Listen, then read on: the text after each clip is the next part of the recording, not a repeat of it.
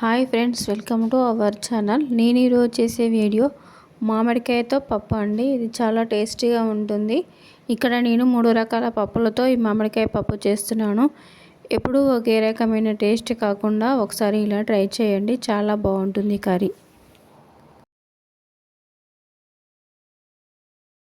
ఈ కర్రీ కోసం 1 కప్పు కందిపప్పు, 4 టేబుల్ స్పూన్ల పెసరపప్పు, 4 టేబుల్ స్పూన్ల శనగపప్పు 1 అవర్ ముందే వాష్ చేసుకొని నానబెట్టుకోవాలి. మామిడికాయను ఇలా ఫిల్ చేసుకున్న దాంతో చిన్న చిన్న లేయర్స్ లాగా సన్నగా కట్ చేసుకొని పెట్టుకోవాలి. ప్రెషర్ కుక్కర్లో కందిపప్పు, శనగపప్పు, పెసరపప్పు యాడ్ చేసుకోవాలి. 2 గ్లాసెస్ వాటర్ యాడ్ చేసుకోవాలి.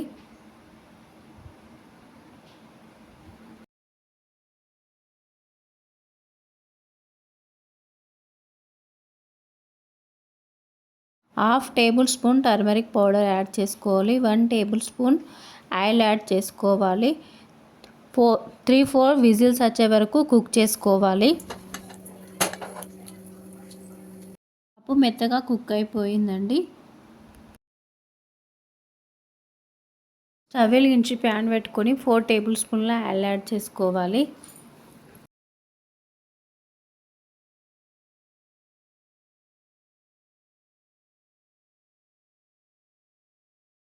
వన్ టేబుల్ స్పూన్ జీలకర్ర యాడ్ చేసుకోవాలి. హాఫ్ టేబుల్ స్పూన్ ఆవాలు యాడ్ చేసుకోవాలి. 1 టేబుల్ స్పూన్ మినపప్పు యాడ్ చేసుకోవాలి. 3 green chillies, 3 red chillies add చేసుకోవాలి. ఆనియన్స్ యాడ్ చేసుకోవాలి. కరివేపాకు లీవ్స్ యాడ్ చేసుకోవాలి. 4 వెల్లుల్లి రెబ్బలు యాడ్ చేసుకోవాలి. 1 table spoon turmeric powder add చేసుకోవాలి.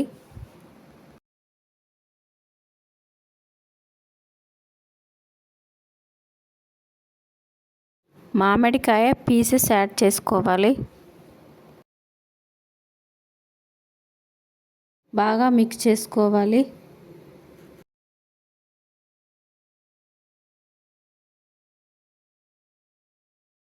కొంచెం వాటర్ యాడ్ చేసుకొని 2 మినిట్స్ కుక్ చేసుకోవాలి.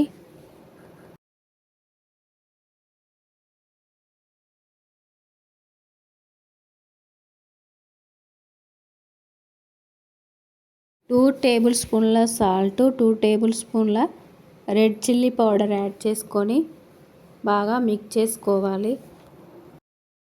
ఒక 5 మినిట్స్ కుక్ చేసుకోవాలి.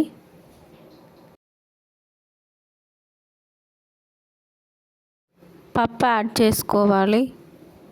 బాగా మిక్స్ చేసుకొని ఒక 5 మినిట్స్ కుక్ చేసుకోవాలి.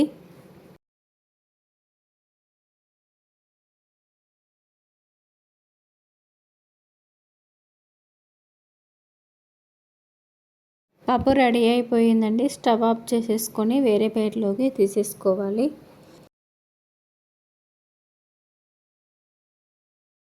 ఎంతో రుచికరమైన మామిడికాయ పప్పు రెడీ అయిపోయింది ఫ్రెండ్స్. మీరు కూడా ఈ వీడియో చూసిన తర్వాత ఒకసారి ట్రై చేయండి. ఎలా వచ్చిందో కమెంట్ బాక్స్లో కమెంట్ చేయండి. మా ఛానల్ని ఎవరైనా సబ్స్క్రైబ్ చేసుకోకుంటే సబ్స్క్రైబ్ చేసుకోండి.